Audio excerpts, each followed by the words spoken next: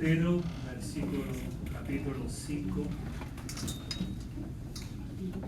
Les pido que adelanten la diapositiva ahí para que puedan ver la cita. Gracias. Bueno, está mal. Puedes avanzarlo uno más. Ahí abajo figura el texto correcto. Primera de Pedro 5 al 14. Igualmente, jóvenes, estad sujetos a los ancianos y todos sumisos unos a otros, revestidos de humildad, porque Dios resiste a los soberbios y da gracia a los humildes. Humillaos, pues, bajo la poderosa mano de Dios, para que Él os exalte cuando fuere tiempo, echando toda vuestra ansiedad sobre Él, porque Él tiene cuidado de vosotros. Sed sobrios y velad, porque vuestro adversario, el diablo, como león rugiente, anda alrededor, buscando a quien devorar, al cual resistir firmes en la fe, sabiendo que los mismos padecimientos se van cumpliendo en vuestros hermanos de todo el mundo.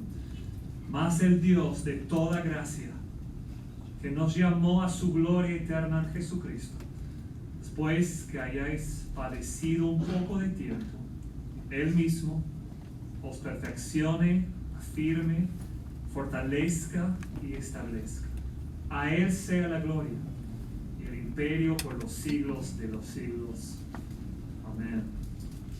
Por conducto de Silvano, quien tengo por hermano fiel, os he escrito brevemente, amonestándoos y testificando que esta es la verdadera gracia de Dios en la cual estáis. La iglesia que está en Babilonia, elegida juntamente con vosotros, y Marcos, mi hijo, os saludan. Saludaos unos a otros con ósculo de amor. Paz sea con todos vosotros, los que estáis en Jesucristo. Amén. Padre, usa tu palabra hoy para llevarnos a capas de humildad más profundas, a una confianza más profunda en tu gracia. Y usa tu palabra para convencernos de pecado y convencernos de tu gracia. Y te pido que el Espíritu Santo tenga esa libertad hoy en el nombre de Cristo. Amén. Hemos llegado al último sermón de nuestra serie en el libro de 1 de Pedro, titulada Firmes en la gracia de Dios, y como la semana pasada me encuentro otra vez en una situación inusual. La semana pasada me tocó predicar a los pastores, yo siendo el único pastor presente la semana pasada. Hoy la situación es yo prediqué este texto en febrero de este año y no me gusta predicar el mismo texto con tan poco tiempo entre ocasiones. Sin embargo, me siento cómodo predicando este texto nuevamente por estas razones. Uno, la última vez no prediqué todo el pasaje, solo una porción ahí. Quiero tomarlo ya de forma más completa hoy. Dos, mi comprensión del pasaje, es decir, en el transcurso de esta serie de estudio en 1 de Pedro, siento que mi entendimiento de este texto ha crecido. Tres, una tercera razón ahí, muchos de ustedes no estuvieron presentes ese día en febrero, ya que han comenzado a asistir a la iglesia después del mes de febrero. Una cuarta razón sería que los que estuvieron presentes ese día probablemente no recuerden el sermón, así que no hay problema. La razón principal es esta. Este es un texto que vale la pena recordar con bastante frecuencia. Y hemos dirigido todo el culto a fin de destacar la realidad de lo que este texto nos dice. Entonces vamos ahí, quiero que lo vean. Y este es un texto absolutamente clave para nosotros como cristianos. En verdad, toda la estructura del sermón es diferente. Ni consulté mis notas del sermón pasado, quise verlo con ojos nuevos.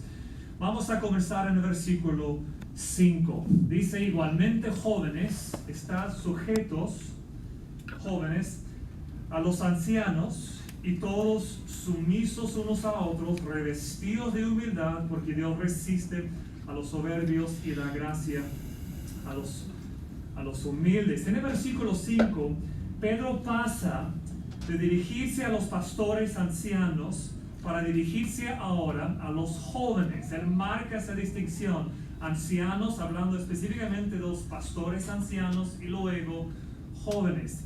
Y les dice que deberían a los jóvenes estar sujetos a los ancianos. Ahora, ¿qué está haciendo Pedro? Pedro está preparando el escenario para su gran tema al final de este libro. Ha llegado al final y hay un tema que quiere tomar y explicar, y es el tema de la humildad. El tema de la humildad. Y él se dirige a los jóvenes preparando el escenario para presentar este tema, creo yo, porque son los jóvenes que somos naturalmente más propensos a la soberbia. Lo digo por esta razón. Los jóvenes no han vivido lo suficiente como para descubrir cuán inadecuados, débiles, incapaces, inexpertos, pecaminosos y orgullosos son en realidad. Yo recuerdo el día que escuché a un mentor mío cuando él tuvo, creo que unos 45 años, casi llego a esta edad. Yo tuve un promedio de 22, 23 años, y recuerdo el día que él entró ahí un día y dijo: Tim, siento que no hago nada bien. Él es un predicador, y dijo: siento que no hago nada bien, no soy un buen esposo, no soy un buen padre, no soy un buen predicador, no soy un buen amigo, no soy un buen líder. Y yo a los 24 años, escucharle a él a los 45 años hablar así, yo estuve pensando, no entiendo. Sí, por un lado podía entender, pero por otro lado era como que, ¿por qué me hablas así? Porque era mi mentor. Es decir, yo no lo veía así. Y escucharle hablar así, dije, y aprendí algo ese día que sigo aprendiendo, que cuando uno es joven, no se da cuenta de sus incapacidades. Hay una soberbia natural. Entonces, en ese contexto, Pedro se dirige a los jóvenes. Dice: jóvenes, están sujetos a los ancianos. Y luego entra el tema de la soberbia y la humildad. Mira, algunas personas tristemente viven mucho tiempo, ya no son jóvenes y nunca llegan a la verdadera humildad. No son solo jóvenes que luchan con la soberbia, tristemente. Es una realidad triste. Los jóvenes tienen la energía, el impulso para hacer muchas cosas, para hacer grandes cosas, hablando de jóvenes, pero Pedro les recuerda su lugar apropiado. Deben los jóvenes comprender su posición en la vida y aprender el hábito de sumisión, digo en general, no como regla, pero en general, aquellos cristianos que son mayores, específicamente aquellos que son o tienen mucho tiempo en la fe, o aquellos que son los pastores ancianos en la iglesia. Es bueno que haya en una iglesia mayores de edad que han tenido años en la fe, y que los jóvenes aprendan a hacerles preguntas, a preguntarles: ¿cómo respondería usted frente a esta situación? Eso requiere humildad, requiere ese reconocimiento de que entiendo que no soy experto en la vida todavía. Yo oro que Dios siga proveyendo más gente de mayor edad en la fe, porque con todos los jóvenes que hay aquí, necesitamos más gente, más creyentes así para los jóvenes.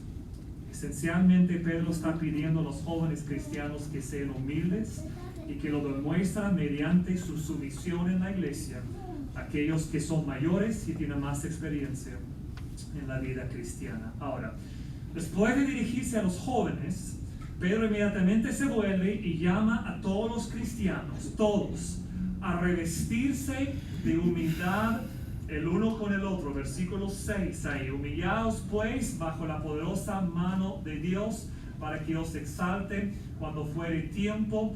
Y en el versículo 5 vemos su énfasis ahí: y todos sumisos unos a otros. Se dirige a los jóvenes primero, después a todos los cristianos, llamándonos a tener ese corazón de humildad. Y luego, ahí al final del versículo 5, ahí en medio de este énfasis en la humildad, nos da esta frase, una declaración, una afirmación. En verdad es un resumen de una verdad cristiana fundamental. Y es que Dios resiste a los soberbios y da gracia a los humildes. Pedro es muy bueno en tomar una verdad, resumirla y darnos en una frase o en dos frases algo profundo. Dios resiste, literalmente está en contra de, opuesto a los soberbios. A los humildes, toda su actitud es distinta. Da gracia. 3 cosas para guiarnos hoy. 1, quiero considerar en primer lugar esta gran verdad. 2, quiero hacerle esta pregunta: ¿cómo funciona esta gran verdad? Y 3, ¿hacia dónde nos lleva esta gran verdad? Comencemos viendo por un momento esta gran verdad. Dios resiste a los soberbios, pero da gracia a los humildes. Piensa por un momento en lo que Pedro ha dicho.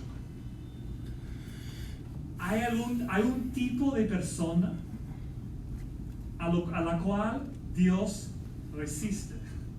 Que por un momento, ¿qué tanto escuchamos esta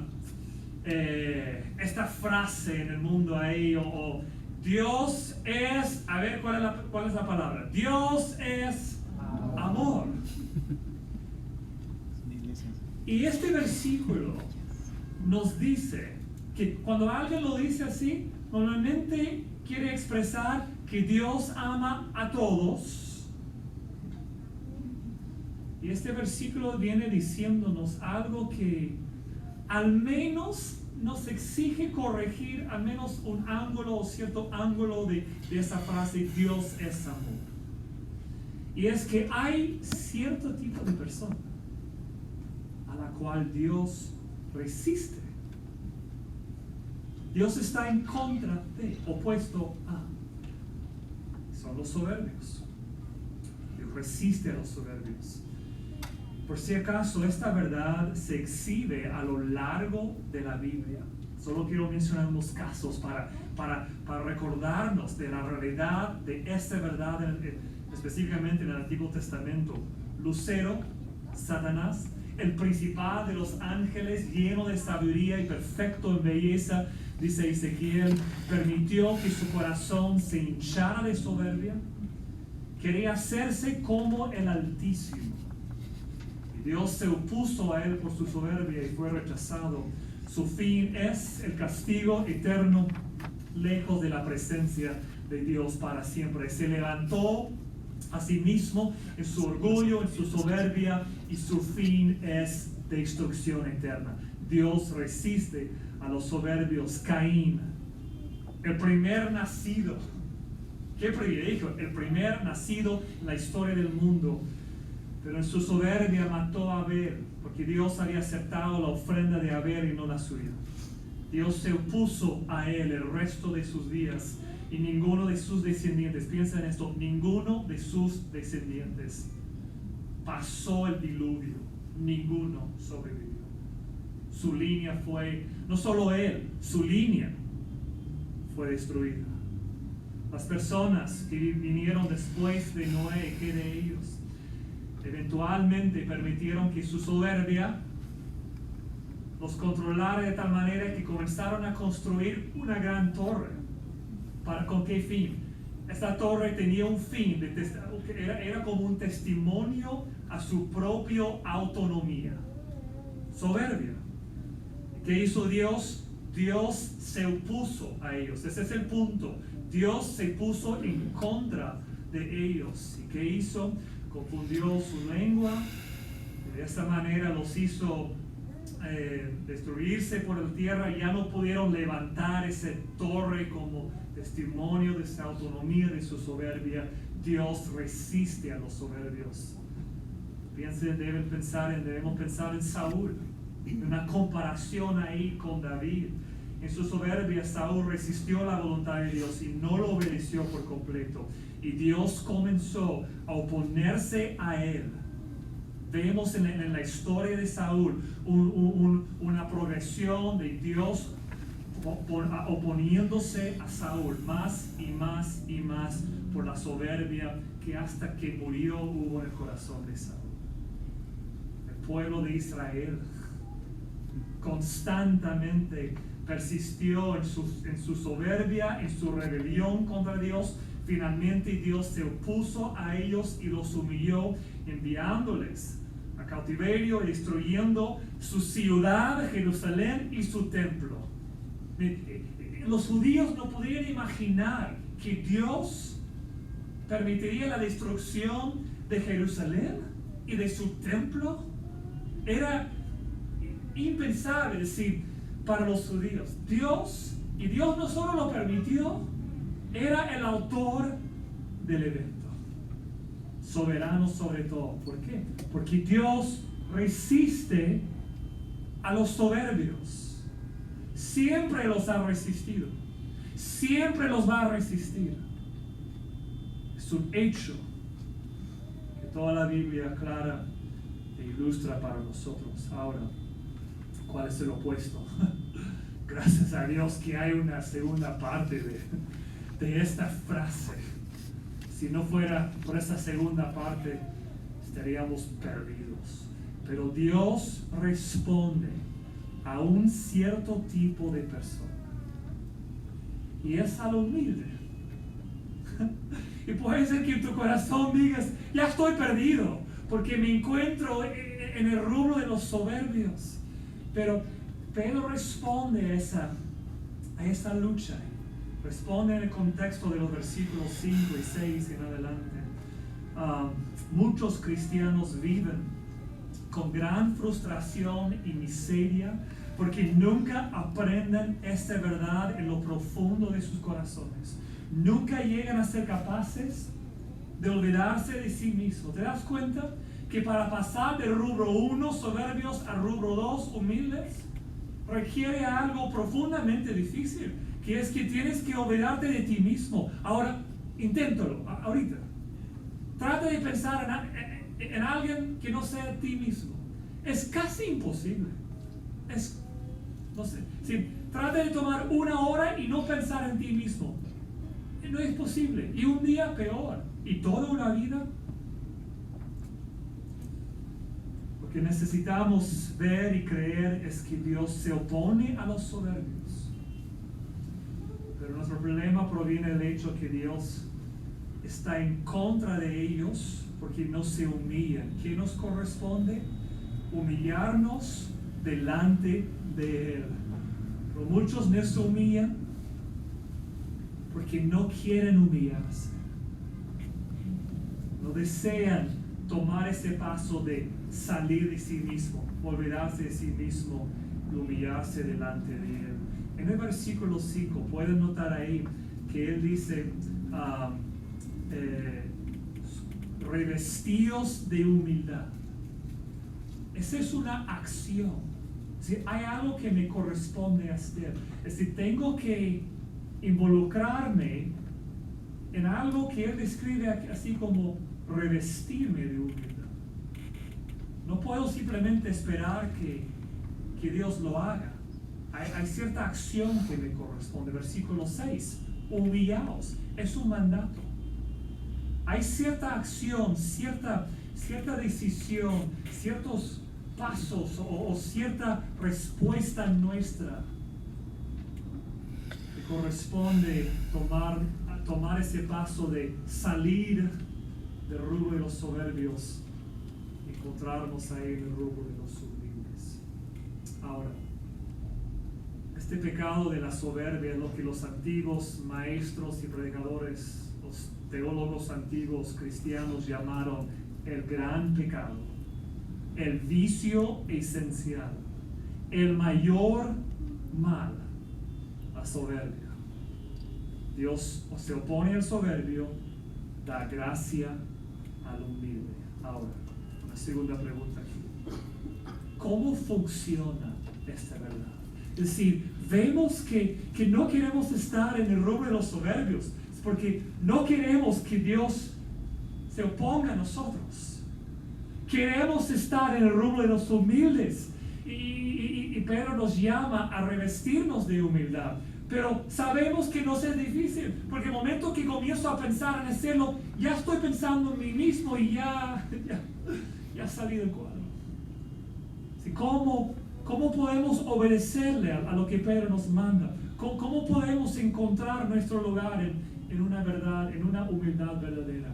Creo yo que Pedro primero pone ahí este resumen de la verdad. Dios se opone y resiste a los soberbios, da gracia a los humildes, nos llama a revestirnos de humildad, de humillarnos a nosotros mismos, pero sabe que en la práctica necesitamos más detalles. ¿Qué hace? Nos habla de la vida diaria, pero con este tema ahí guiándolo, la humildad. La humildad es el tema que nos guía desde el versículo 6 hasta el versículo 11. Ahora, quiero que sigan conmigo esto. En el versículo 6, Pedro dice: humillaos pues bajo la poderosa mano de Dios, para que Él os exalte cuando fuere tiempo. El punto que Pedro hace en el versículo 6 es que si el cristiano aprende a humillarse bajo la poderosa mano de Dios, Dios lo exaltará en el momento que Dios elige. Considera el hecho de que Pedro intencionalmente no está claro acerca de cuándo llegará ese momento de exaltación. Habla de una exaltación para la persona que se humilla, pero no nos dice cuándo. Y con razón, tiene el fin de no ser preciso en cuanto al tiempo. No sabemos. Si nos humillamos, ¿cuándo es que Dios va a decidir responder y levantarnos? Puede dar mucho tiempo nuestra humillación. He visto para muchos cristianos que Dios les permite experimentar distintos momentos de ser honrados a causa de su humildad mostradas en la vida diaria. Ese término exaltación que Pedro usa, cuando yo comencé a estudiar el texto hace el año pasado, hace muchos meses, yo luché con ese término. Es decir, pensé que Pedro, que quizás lo han traducido exaltar, pero como que no puede significar exaltación, porque parece el opuesto a lo que Pedro está enseñando, porque nos está llamando a humildad y luego nos motiva con exaltación. Pero mi pensamiento, en mi manera de pensar, estuve ahí cortando una base a la palabra de Dios. Pedro usa el término que significa exaltación, con el fin de mostrarnos algo, que la humildad no es un fin en sí mismo. ¿Me hago entender? No es un fin, es un medio. Es decir, Dios nos llama a humillarnos, pero lo que nos espera, si ponlo en el cuadro eterno, tenemos que ponerlo en el cuadro eterno, que es que nuestro fin no es humillación eterna. Nuestro fin es gloria, exaltación eterna. Si Dios nos invitará a participar en su gloria. Y un cuadro, al menos para los varones de aquí, para tenerlo ahí. ¿Cómo es la sensación gloriosa cuando te toca, o puede ser en tu imaginación, meter un gol extraordinario ahí en un partido de fútbol con todos tus amigos y algunos enemigos ahí? ¿Sí? ¿Cómo es esa euforia de gloria que sientes? Ok. No es nada en comparación con la gloria venidera. ¿Sí? Hay cierta exaltación que nos espera. Y lo que nos explica, lo que nos ayuda a cuadrarlo en un entendimiento bíblico, que es que la única manera de llegar ahí es por medio de la humillación. Y solo Dios decide cuándo honrarnos. Piensa en la vida de Pedro. Pedro fue humillado. Jesús le miró y le dijo: me vas a negar 3 veces. No, yo nunca. No, 3 veces. Antes de que el gallo, ¿no? En inglés tengo el término, pero es en español. ¿Y qué pasó? Pedro salió esa noche, fue humillado, pero no respondió con soberbia. Lo sabemos porque 2, 3 días después es él que está corriendo a la tumba porque quiere ver si en verdad resucitó Jesús. Y es él que tiene un momento con Jesús, y no sabemos los detalles, pero sabemos que tuvo un momento así. No sabemos si era ese momento de perdón y reconciliación o otro momento. Sabemos en Juan 20, 21 ahí que Jesús le pregunta: ¿me amas? Y esa sensación de humillación ahí, Jesucristo dudando mi amor. Ay, seguro que tenía en su mente que le había negado y esto. ¿Me amas? Sí, te amo, Jesús. Pastorea las ovejas, así. Y luego de unos 50, 60 días que vemos, es Pedro, el mismo Pedro, que se para con un coraje delante de los judíos que acaban de matarle a Jesús, y les acusa de haberle matado a Jesús con un coraje tremendo, y 3,000 aceptan el evangelio y se añaden a la iglesia. Hay cierta exaltación, honor que Dios decidió en su tiempo, después de su humillación, darle a Pedro ahí. Es decir, hay un orden ahí, y es que nosotros nos humillamos a nosotros mismos y Dios a su tiempo nos exalta.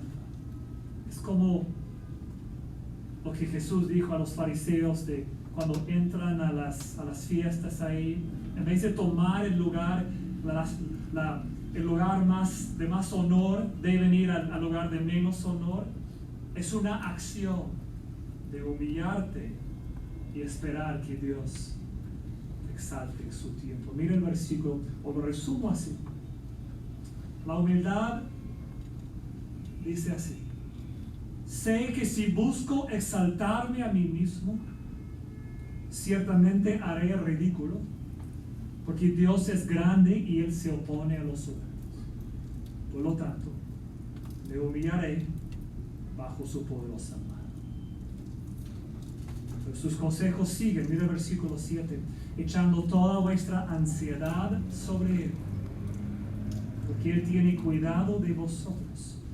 A la luz de todo lo que ha hecho sobre lo que Pedro ha dicho sobre el sufrimiento en este libro, nuestra necesidad de sufrir bien, de soportar el sufrimiento, de no perder la esperanza cuando sufrimos, Pedro naturalmente recurre al tema de la ansiedad y la preocupación, y nos dice que tenemos que echar toda nuestra ansiedad sobre Dios. Ahora tú dices: ok, pero ¿cuál es la conexión con la humildad? Considera primero el cuadro de palabras aquí. Las ansiedades son como un peso en tu alma. Así son, ¿no es cierto? En realidad así lo sentimos, las sentimos. Y entonces Pedro toma ese cuadro, esa ilustración, y nos dice, tómalas, ese peso, y échalas sobre él. Obviamente hablando no físicamente, sino como ilustración, pero entendemos la ilustración porque entendemos el peso que sentimos de aquellas ansiedades, es echarlas sobre él.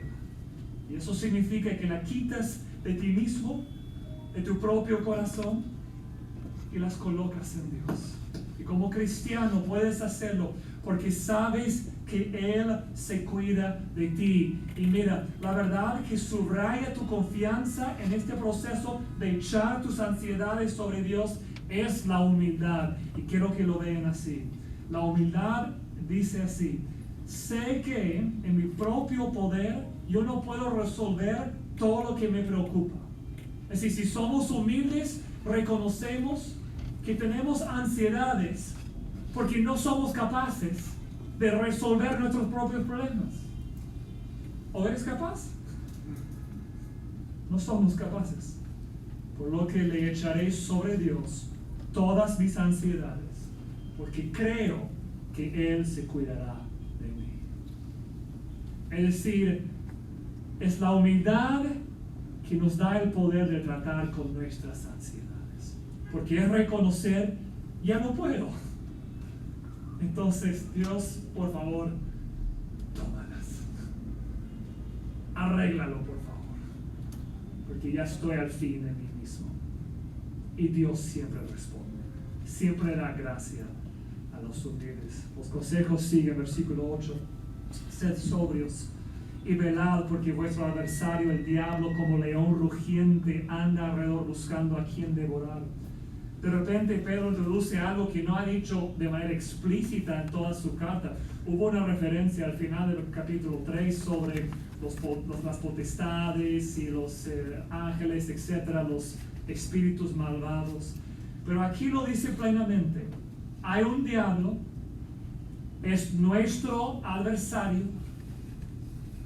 está constantemente en movimiento, andando alrededor como un león rugiente, y él tiene un fin, y es que él quiere devorarte. Él quiere sentarse a la mesa y tú eres la comida. Es su fin. Él quiere devorarnos. Entonces Pedro nos dice que debemos ser sobrios en cuanto a la vida cristiana. ¿Por qué? Porque hay alguien que quiere destruirnos. Es lógico, sobrios en la vida cristiana. No debemos ser perezosos con nuestra vida, con nuestra propia vida espiritual. Y una vez más, ¿qué es lo que subraya, lo que provee un fundamento, lo que sustenta este mandato aquí de ser sobrios y velar por causa de nuestro adversario? Es la humildad. Y lo expreso de esta manera. La humildad dice así: sé que tengo un adversario, sé que existe el diablo, es real, y reconozco que quiere destruirme. Por lo tanto, no seré perezoso ni descuidado con respecto a mi vida espiritual. En cambio, seré sobrio y vigilante. Es la persona soberbia que dice: ya yo puedo vivir mi vida. Si la persona que no recuerda que hay alguien que quiere destruirle, eso se llama soberbia. Es la humildad que reconoce: yo soy el débil aquí. Él es más poderoso que yo. Es cierto. Pero recuerden, Dios resiste a los soberbios. Pero a la persona que se humilla, reconoce al diablo y responde velando con esa seriedad, sobrio, serio en cuanto a su vida espiritual, Dios da gracia. Y esa gracia significa que no va a ganar el adversario. Dios va a ganar en nuestras vidas. Sus consejos siguen, versículo 9. al cual resistid firmes en la fe y sabiendo que los mismos padecimientos se van cumpliendo a vuestros hermanos en todo el mundo. Y vemos otro ángulo aquí de la humildad. Pedro se enfrenta a nuestra tendencia de ver el mundo solo a través de nuestros propios ojos. Es decir, naturalmente nos cuesta ver cómo es la vida para otros. Mira, si eres ese tipo de persona que cuando alguien te acerca, ¿cómo estás?, comienzas a contarle todos tus problemas, solo quiero aconsejarte algo. La próxima vez que te ocurre hacerlo, para por un momento y piensa por un momento en el versículo 9 de 1 de Pedro 5. Y recordar que no estás solo, no estás sola. Si te toca sufrir, bueno, no eres el único. Creo que según el contexto 1 de Pedro, debemos pensar primero en los que viven en países donde no tienen la libertad de adorar a Dios libremente, no tienen la libertad de reunirse como estamos reunidos hoy. Pensar en los que realmente sufren más que nosotros, persecución, los que sufren físicamente más que nosotros, económicamente, la lista es larga.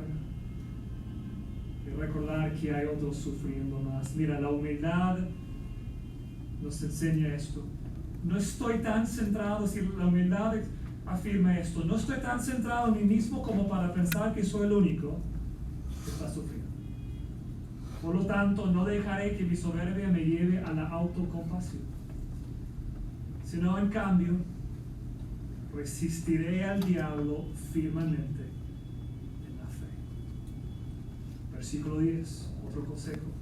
Mas el Dios de toda gracia, yo amo esa palabra toda gracia, que nos llamó a su gloria eterna en Jesucristo, después que hayáis padecido un poco de tiempo, Él mismo os perfeccione, afirme, fortalezca y establezca. Mira, si quieres otro versículo en el cual vivir, aquí hay uno bueno. Toda gracia os perfeccione, afirme, fortalezca,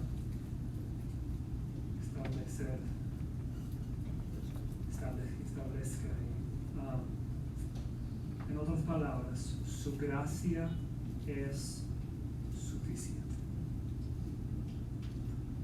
¿Cuál es el principio que impulsa esta verdad? Lo expreso así. Sé que la gracia de Dios es suficiente, que Él me hará un participante en su gloria eterna.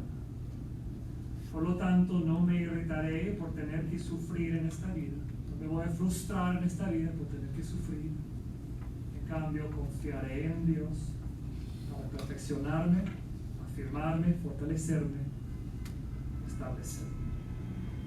Versículo 11, por favor. A Él sea la gloria y el imperio por los siglos de los siglos. Amén. ¿Y qué hace Pedro con este versículo? Cierra específicamente su argumento en cuanto a la humildad. La humildad se expresa así, o la humildad dice así: sé que Él es Dios y yo no lo soy. Ese es el punto. A Él sea el dominio, el imperio. El dominio, el imperio por los siglos de los siglos. Por los siglos de los siglos. Por lo tanto, yo no soy Dios, Él es Dios, por lo tanto me someteré libremente a su dominio en todos los aspectos.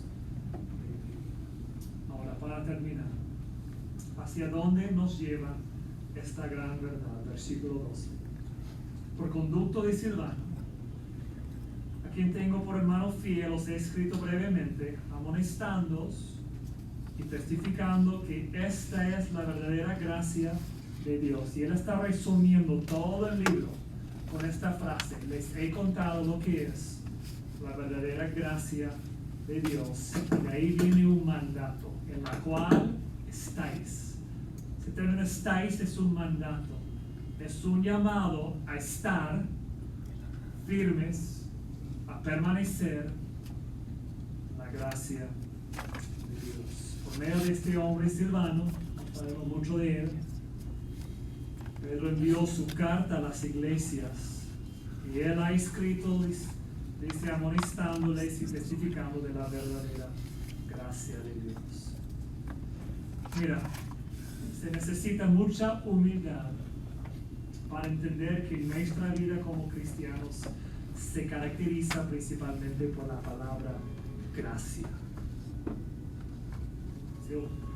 Lo tenemos ahí en el título de nuestra iglesia, Iglesia Bautista Gracia. Pero en verdad, vivir en la gracia de Dios requiere bastante humildad. ¿Por qué? Porque vivir en la gracia de Dios es vivir dándonos cuenta de que somos insuficientes. Esa es la función de la gracia. La gracia es, yo no tengo lo necesario para hacer sentido de mi propia vida. No tengo respuestas a todo lo que está mal conmigo, con mi vida. He intentado esto, el otro ya, y sigo con ansiedades y dificultades. Y vivir en la gracia de Dios es, en verdad, tomar todo, dejarlo en las manos de Dios. Requiere humildad, porque es, yo no puedo, pero confío que tú puedes. Esta gracia. Pedro en todo el libro ha estado explicando esto. Al principio nos explicó que hemos renacido a una nueva vida. Nos explicó ahí también en el primer capítulo que aunque vienen sufrimientos, vienen con el fin de probar nuestra fe, que no debe hacernos durar la gracia de Dios, sino más bien entender que Él está probando nuestra fe, dándonos, mientras respondemos de manera humilde, dándonos más gracia y más gracia. Nos llama luego a vivir de manera pura, en sumisión a Dios, a otros, buscando esa santidad, recordando que Él nos rescató de una vida perdida y nos ha dado su gracia salvadora.